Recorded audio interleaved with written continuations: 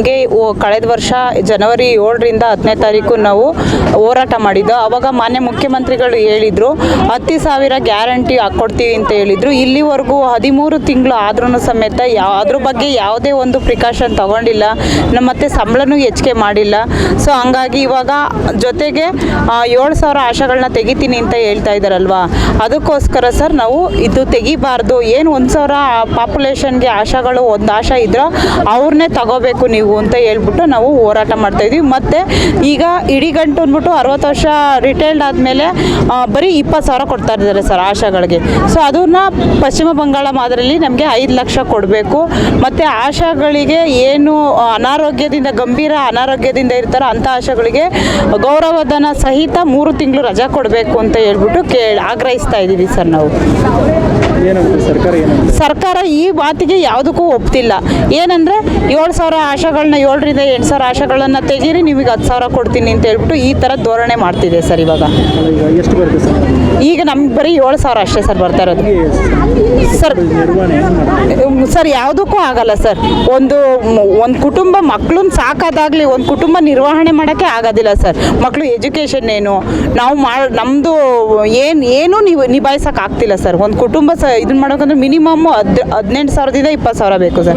ಅವ್ರು ಹಂಗೆ ಮಾಡ್ತಾರೆ ಸರ್ ಅಧಿಕಾರಿಗಳು. ಬರೀ 5,000ಕ್ಕೆ ಅವ್ರ ಕುಟುಂಬ ನಿರ್ವಹಣೆ ಮಾಡ್ಕೊತಾರೆ ಸರ್ ಅಲ್ವಾ ಸರ್. ಅದನ್ನೇ ನೋಡ್ಕೋಬೇಕಲ್ವಾ. ಅವ್ರ ಮನೆ ಹೆಣ್ಮಕ್ಳುಗಳು ಅಂತಾರನೇ ತಾನೆ ನಾವು.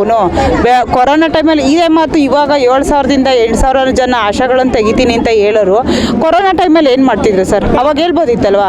ಅವಾಗ ಚೆನ್ನಾಗಿ ದುಡಿಸ್ಕೊಂಡ್ರು. ಅವತ್ತು ಯಾರು ಬರಲಿಲ್ಲ ಈಚೆಗೆ. ಫ್ರಂಟ್ ಲೈನ್ ವಾರಿಯರ್ಸು ಅಂತ ಎಲ್ಲರ ಕೈಲೂ ಎಲ್ಲ ನಮ್ಮ ಆಶಾಗಳೆಲ್ಲ ಈಚೆ ಬಂದು ಎಲ್ಲ ಲಾಕ್ಡೌನ್ ಆಗಿ ಒಳಗಡೆ ಇದ್ದರು. ಏನು ಜೀವದ ಹಂಗು ತೊರೆದು ನಾವು ಕೆಲಸ ಮಾಡಿದ್ದಕ್ಕೆ ಇವತ್ತು ನಮಗೆ ಕೊಟ್ಟಿರೋಂಥ ಸರ್ಕಾರ ಬೆಲೆ ಸರ್. ಇದು ನಮಗೆ ಕೊಟ್ಟಿರೋಂಥದ್ದು ಒಂದು ಗಿಫ್ಟು ಅಂತ ಹೇಳ್ಬೋದು ಸರ್. ಅಧಿಕಾರಿಗಳು ಆರಾಮಾಗಿರ್ತಾರೆ, ರಾಜಕಾರಣಿಗಳು ಆರಾಮಾಗಿರ್ತಾರೆ, ಈ ಆಶಾಗಳು ದುಡಿಯೋರಿಗೆ ಯಾಕೆ ಪರಿಸ್ಥಿತಿ?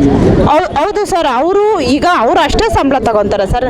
ಬೆಳಗ್ಗೆಯಿಂದ 24 hours into 7 ದುಡ್ಸ್ಕೊತಾರೆ. 12 ಗಂಟೆಯಿಂದ 12 ಗಂಟೆಲಿ ಹೋಗಬೇಕು, 1 ಗಂಟೆ ಹೋಗಬೇಕು. ಪ್ರತಿಯೊಂದು ಈ ಗ್ರೌಂಡ್ ಲೆವೆಲಲ್ಲಿ ಏನೇ ಪ್ರಾಬ್ಲಮ್ ಆದರೂ ಫಸ್ಟು ಹೇಳೋದು ಆಶಾಗಳನ್ನ.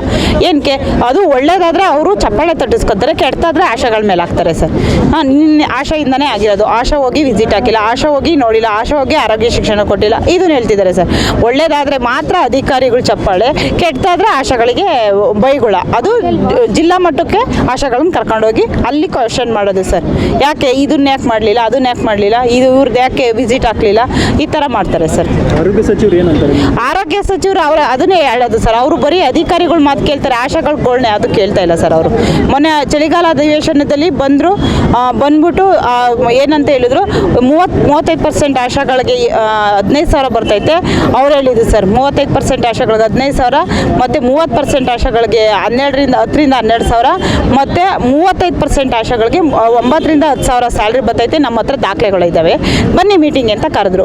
ಸರಿ ಅಂದ್ಬಿಟ್ಟು ಮೇಡಮ್ಮು ಮೀಟಿಂಗ್ ಹೋದಾಗ ಅಲ್ಲಿ ಇವರು ಮನೆ ಆಯುಕ್ತರನ್ನ ಕರ್ಕೊಂಬಂದು ಮುಂದೆ ಕೂರಿಸಿದ್ರು. ಅವರು ಅಲ್ಲಿ ಒಂದು ಏನು ನಾವು ಪ್ರತಿ ಕೊಡ್ತೀವಿ ಅಂತ ಹೇಳಿದ್ರಲ್ವ, ನಿಮಗೆ ಬರೋ ಅಂಥ ಪ್ರತಿನ ಸ್ಯಾಲ್ರಿ ಬರ್ತಾಯಿತ್ತಲ್ಲ ಅದ್ರ ಪ್ರತಿ ಕೊಡ್ತೀವಿ ಅಂತ. ಅಲ್ಲಿಗೆ ಹೋದರೆ ಯಾವುದೂ ಇಲ್ಲ ಸರ್. ಬರೀ ಅವರು ಇದನ್ನು ಮಾತಾಡಿ ಕಳಿಸಿದ್ದಾರೆ.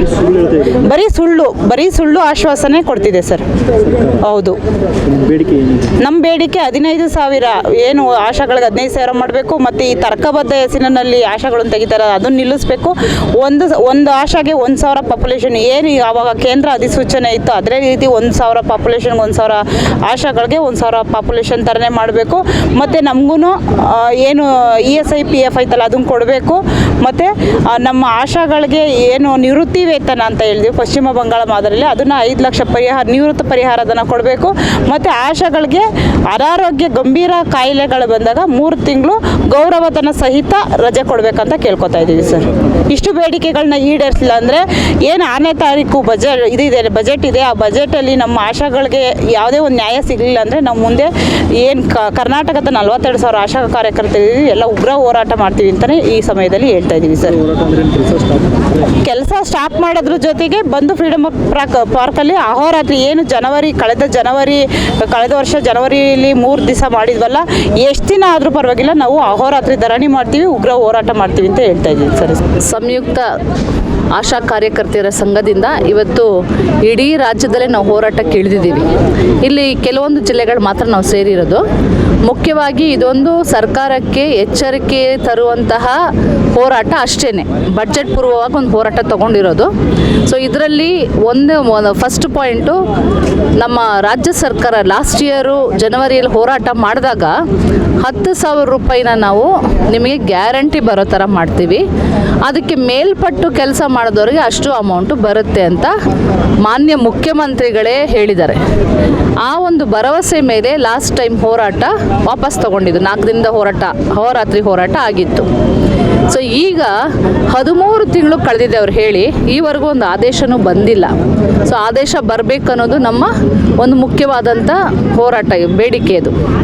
ಎರಡನೇದಾಗಿ ರಾಜ್ಯ ಸರ್ಕಾರ ಅವರ ಪ್ರಣಾಳಿಕೆಯಲ್ಲಿ ಕಾಂಗ್ರೆಸ್ ಸರ್ಕಾರ ಹೇಳ್ಕೊಂಡಿದ್ದು 5 ಇರುವಂತಹ ಗೌರವಧನ ಏನು ಕೊಡ್ತಾ ಇದ್ದೀವಿ 5,000, ಅದನ್ನು ನಾವು 8,000 ಮಾಡ್ತೀವಿ ಅಂತ ಹೇಳಿದರು. ಅದನ್ನು ಕೊಡಬೇಕು ಅನ್ನೋದು ಎರಡನೇದು. ಮೂರನೇ ಬೇಡಿಕೆ ನಮ್ದು ಇದ್ದಿದ್ದು ತರ್ಕಬದ್ಧಗೊಳಿಸುವಿಕೆ ಅನ್ನೋ ಹೆಸರಲ್ಲಿ 7,000ದಿಂದ 8,000 ಜನ ಆಶಾ ಕಾರ್ಯಕರ್ತೆಯರನ್ನ ಮನೆಗೆ ಕಳಿಸ್ತಾ ಇದ್ದಾರೆ. ಸೊ ಇಲ್ಲಿ ಒಬ್ಬರನ್ನೂ ತೆಗಿಬಾರ್ದು ಅನ್ನೋದು ನಮ್ಮ ಪಾಯಿಂಟು. ಯಾಕಂದ್ರೆ ಆಯ್ಕೆ ಪ್ರಕ್ರಿಯೆ ನೀವೇ ಮಾಡಿದ್ದೀರಾ, 15-16 ವರ್ಷ ಅವ್ರು ದುಡ್ದಿದ್ದಾರೆ.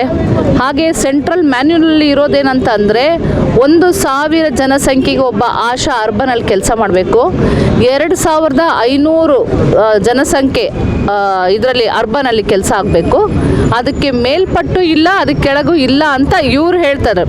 ಆದರೆ ಮಾಡ್ತಾರೋಂಥ ಕೆಲಸ ಏನಪ್ಪ ಅಂತಂದರೆ 1,000 ಜನಸಂಖ್ಯೆ ಅರ್ಬನ್, ರೂರಲಲ್ಲಿ 1,000 ಜನಸಂಖ್ಯೆ ಅಂತಾರಲ್ಲ, ಅದನ್ನು ಮೀರಿ ಹೋಗ್ತಾ ಇದೆ. ಅದಕ್ಕೆ ಅವ್ರು ತರ್ಕಬದ್ಧ ಮಾಡ್ತಾ ಇಲ್ಲ. ಹಾಗೆಯೇ ಈ ಅರ್ಬನ್ ಜಾಗದಲ್ಲಿ 2,500 ಅಂತ ಹೇಳ್ತಾರಲ್ಲ ಪಾಪ್ಯುಲೇಷನ್, ಅದನ್ನು ಮೀರಿ ಜಾಸ್ತಿ ಹೋಗ್ತದೆ. 3,000 ಮಾಡೋರಿದ್ದಾರೆ, 5,000 ಮಾಡೋರಿದ್ದಾರೆ. ಅದು ಯಾವುದು ಕಣ್ಣಿಗೆ ಕಾಣಿಸ್ತಿಲ್ಲ ಅವ್ರಿಗೆ. ಸರ್ಕಾರ ನಿರ್ಲಕ್ಷ್ಯ ಮಾಡ್ತಾ ಇದೆ. ಅದು ನಾನು ಉತ್ತರ ಕೊಡೋಕ್ಕಾಗಲ್ಲ ಸರ್, ಯಾಕಂದರೆ ಅವರೇ ಉತ್ತರ ಕೊಡಬೇಕು. ಯಾಕಂದರೆ ಅವರು ಕಿರುಕುಳ ಕೊಡ್ತಿರೋರು ಅವರು, ಯಾಕಂದರೆ ಬೆದರಿಸ್ತಾ ಇದ್ದಾರೆ ಬೇಡಿಕೆಗಳು. ಇದು ನಮಗೇನು ಅನಿಸ್ತಾ ಇದೆ ಅಂದರೆ, ಒಂದು ಪಾಯಿಂಟು, ಪ್ರತಿ ಸಲ ಹೀಗೆ 10,000 ರೂಪಾಯಿ ನೀವು ಕೊಡಬೇಕಲ್ಲ, ಕೊಡ್ರಿ ಅಂತ ಕೇಳಿದಾಗ ಲಾಸ್ಟು ಡಿಸೆಂಬರಲ್ಲಿ ಚಳಿಗಾಲದ ಅಧಿವೇಶನ ಟೈಮಲ್ಲೂ ಕೂಡ ಅವರು 7,000 ಜನನ ತೆಗೀರಿ, ಅವಾಗ ಕೊಡ್ತೀವಿ ಅಂದರೆ ಇದೊಂದು ರೀತಿಯಲ್ಲಿ ಬೆದರಿಕೆ. ನಾವು ನಿಮಗೆ ಕೆಲಸನ ತೆಗಿತೀವಿ, ಪ್ರಶ್ನೆನೇ ಮಾಡಬೇಡ್ರಿ ಅಂತ ಕೇಳ್ತಾ ಇದ್ದಾರೆ. ಸೊ ನಾವು ಇದಕ್ಕೆ ಯಾವುದಕ್ಕೂ ಒಪ್ಪಂಗಿಲ್ಲ. ಆಯ್ಕೆ ನಿಮ್ಮ ಪ್ರಕ್ರಿಯೆ. ನಮ್ಮನ್ನು ನೀವು ತೊಗೊಂಡಿದ್ದೀರ ಕೆಲಸಕ್ಕೆ ಹಚ್ಚಿದ ಮೇಲೆ 15-16 ವರ್ಷಗಳಿಂದ ಕೆಲಸ ಮಾಡಿದ್ದೀವಿ, ನಮಗೇನು ನ್ಯಾಯವಾಗಿ ಸಿಗಬೇಕು ಅದನ್ನು ಕೊಡ್ರಿ ಅಂತ ಕೇಳ್ತಾ ಇದ್ದೀವಿ. ಸೊ ನಿರ್ಲಕ್ಷ್ಯ ಸರ್ಕಾರದ ಅವರೇ ಉತ್ತರ ಕೊಡಬೇಕು. ಹೆಣ್ಮಕ್ಳಿಗೆ ಪರವಾಗಿರುವಂತಹ ಸರ್ಕಾರ ಅಂತಾರೆ, ಎಲ್ಲ ಯೋಜನೆಗಳು ಶಕ್ತಿ ಯೋಜನೆ ಅಂತೆ, ಗ್ಯಾರಂಟಿ ಯೋಜನೆ ಅಂತೆ ಎಲ್ಲ ಕೊಡ್ತಾರೆ ಹೆಣ್ಮಕ್ಳಿಗೆ. ಆದರೆ ದುಡಿಯೋ ಕೈಗೆ ಒಂದು ಪೈಸಾ ಕೊಡೋಕೆ ಅವ್ರು ಯಾಕೆ ಅಳ್ತಾ ಇದ್ದಾರೆ ಗೊತ್ತಿಲ್ಲ. ನಾವೇನು ಪುಕ್ಸಾಟೆ ಕೇಳ್ತಾ ಇಲ್ಲ, ನಾವು ಮಾಡಿದ ಕೆಲಸಕ್ಕೆ ನಮ್ಮ ದುಡಿಮೆಗೆ ತಕ್ಕ ಪ್ರತಿಫಲ ಕೇಳ್ತೀವಿ. ಅದಕ್ಕೆ ಏನಕ್ಕೆ ಅವ್ರು ಯೋಚನೆ ಮಾಡ್ತಿಲ್ಲ ಗೊತ್ತಿಲ್ಲ. ಲಾಸ್ಟ್ ಟೈಮೆಲ್ಲ ಕೇಳಿದಾಗ ನಿಮ್ಗೆ 2,000 ಕೊಡ್ತಾ ಇದ್ದೀವಲ್ಲ ಎಲ್ಲ ಹೆಣ್ಮಕ್ಳು ಕೊಟ್ಟಾಗ, ನಾವು ಅದು ಎಲ್ಲ ಹೆಣ್ಮಕ್ಳು ಕೊಡ್ತಿದ್ದೀವಿ, ನಮಗೇನು ವಿಶೇಷವಾಗಿ ಕೊಡ್ತಿದ್ದೀರಾ ನೀವು? ಹಂಗೆ ಟ್ಯಾಲಿ ಮಾಡೋಕೆ 2,000 ಇಟ್ಕೊಂಡ್ಬಿಡ್ರಿ ನೀವು, ನಾವು ಮಾಡಿದಷ್ಟು ಕೆಲಸ ಕೊಡ್ರಿ ಅಂತ ಕೇಳ್ತಾ ಇದ್ದೀವಿ. ಸೊ ಇಲ್ಲಿ ಸರ್ಕಾರದ ಧೋರಣೆ ನಮಗೆ ಪ್ರಾಬ್ಲಮ್ಮು ಸಾಲ್ವ್ ಮಾಡೋ ನಿಟ್ಟಿನಲ್ಲಿ ಅವರು ಯೋಚಿಸ್ತಾ ಇಲ್ಲ. ಎಷ್ಟು ಬಂಡ್ರಾಗಿದ್ದಾರೆ ಅಂದರೆ, ಅವರು ಮಾತು ಕೊಟ್ಟ ಮೇಲೆ 1 ವರ್ಷದ ಆಚೆಗೆ ನಾವು 6-7 ಪ್ರತಿಭಟನೆಗಳನ್ನ ಮಾಡಿದ್ದೀವಿ, ಅದು ಯಾವುದು ಲೆಕ್ಕಕ್ಕೆ ತಗೋತಾ ಇಲ್ಲ. ಯಾಕೆ ಆರೋಗ್ಯ ಸಚಿವರು ಆಶೆಗಳನ್ನು ಅಲ್ಲ, ಲಾಸ್ಟ್ ಟೈಮ್ ನೋಡ್ರಿ ಚಳಿಗಾಲದ ಅಧಿವೇಶನದಲ್ಲಿ ಏನು ಹೇಳಿದ್ರು, ಕೇಂದ್ರ ಸರ್ಕಾರ 1,500 ಕೊಡುತ್ತೆ, ಹೆಚ್ಚಿಗೆ ಮಾಡಿದೆ ಜುಲೈಯಲ್ಲಿ, ಎಲ್ಲ ಸೇರಿಸ್ಬಿಟ್ಟು 10,000 ಕೊಟ್ಬಿಡ್ತೀನಿ, ಅವ್ರ ಕಡೆಯಿಂದ ಫಂಡ್ಸ್ ಬಂದಿಲ್ಲ ಅಂದ್ರೆ ನಾನು ಕೊಟ್ಬಿಡ್ತೀನಿ ಅಂದರು. ದಿನೇಶ್ ಗುಂಡ್ರಾವ್ ಅವರು ಈಗ ಹೇಳಿ ಡಿಸೆಂಬರಲ್ಲಿ ಹೇಳಿ ಆಯಿತು, ಜಾನ್ವರಿ ಆಯಿತು, ಫೆಬ್ರವರಿ ಆಯಿತು, ಈವರೆಗೂ ಆ ಪೈಸಾ ನಾವು ನೋಡಿಲ್ಲ. ಆಯಿತಾ, ಒಂದು 10,000 ಕ್ರೋಢೀಕರಿಸಿ ಕೊಡೋ ಅಂಥದ್ದು ಅವ್ರು ಮಾಡೇ ಇಲ್ಲ. ಸೊ ಇದು ಬಿಟ್ಟರೆ ಸಚಿವರಿಗೆ ಏನು ತಲೆ ಹೋಗ್ತಾ ಇದೆಯಾ ಇಲ್ವಾ, ಬೇಕಂತ ಮಾಡ್ತಾ ಇದ್ದಾರಾ ಇಲ್ವಾ, ಅಥವಾ ಜನಪ್ರತಿನಿಧಿಗಳು ಇಲ್ಲಿ ಬಂದು ಘೋಷಣೆ ಹಾಕ್ತಾರೆ, ಅವ್ರ ಇಲಾಖೆಯವ್ರು ಘೋಷಣೆ ಆಗ್ತಾ ಇದ್ದಾರೆ, ಅದೊಂದು ಏನು ಹೇಳ್ತಾರೆ ಜವಾಬ್ದಾರಿಯಿಂದ ಉತ್ತರ ಕೊಡಬೇಕಾ ಇಲ್ವಾ ಅನ್ನೋದು ಯಾಕೆ ಯೋಚನೆ ಮಾಡ್ತಾ ಇಲ್ಲ, ಅದು ನಮ್ಗೆ ಈವರೆಗೂ ತಿಳಿಯೋಳ್ದು. ಇಲಾಖೆ ವಿಚಾರದಲ್ಲಿ ಬೇಜವಾಬ್ದಾರಿತನೋ ಏನೋ ಗೊತ್ತಿಲ್ಲ. ನೋಡ್ರಿ, ಇವಾಗ ಡಾಕ್ಟರ್ಸು ಮಾರ್ಚ್ 11 ಅವರು ಹೋರಾಟಕ್ಕೆ ಇಳಿತಾ ಇದ್ದಾರೆ.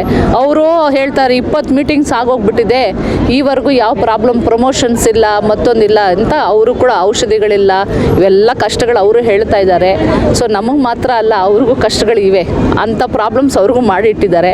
ಗೊತ್ತಿಲ್ಲ ಏನು ಇಲಾಖೆಯಲ್ಲಿ ಏನು ಮಾಡ್ತಾ ಇದ್ದಾರೆ. ಇವಾಗೇನು ಒಂದು ಪ್ರಸ್ತಾವನೆ ಅಂತ ಕೊಟ್ಟರು. ಅಂದರೆ ಇವರು ಇಲಾಖೆಯವರು ಇವಾಗ ಬಂದಿದ್ದರು. ಬಂದು ಅವ್ರ ಪ್ರಸ್ತಾವನೆಯಲ್ಲಿ ನಾವು ರಾಜ್ಯ ಸರ್ಕಾರಕ್ಕೆ ಪ್ರಸ್ತಾವನೆ ಇಟ್ಟಿದ್ದೀವಿ, 1,000 ರೂಪಾಯಿ ಪ್ರತಿಯೊಬ್ಬರಿಗೂ ಜಾಸ್ತಿ ಮಾಡಬೇಕಂತ ಇಟ್ಟಿದ್ದೀವಿ.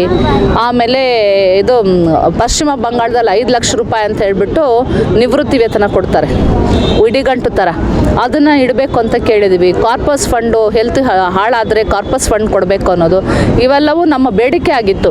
ಇದನ್ನು ನಾವು ಸರ್ಕಾರಕ್ಕೆ ಪ್ರಸ್ತಾವನೆ ಇಟ್ಟಿದ್ದೀವಿ. ಆ ಪ್ರಸ್ತಾವನೆ ಬೀಳುತ್ತೋ ಏಳುತ್ತೋ ನಮ್ಗೆ ಗೊತ್ತಿಲ್ಲ.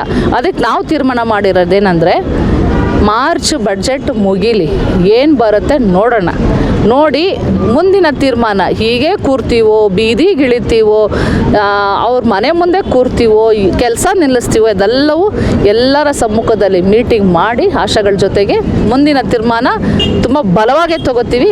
ಇಷ್ಟು ಸಿಂಪಲಾಗಂತೂ ಹೋರಾಟ ಇರಲ್ಲ. ಹೆಚ್ಚಿನ ವಿಡಿಯೋಗಳಿಗೆ ಪ್ರತಿಧ್ವನಿ ಯೂಟ್ಯೂಬ್ ಚಾನೆಲ್ ಸಬ್ಸ್ಕ್ರೈಬ್ ಮಾಡಿ, ಬೆಲ್ ಐಕಾನ್ ಕ್ಲಿಕ್ ಮಾಡಿ.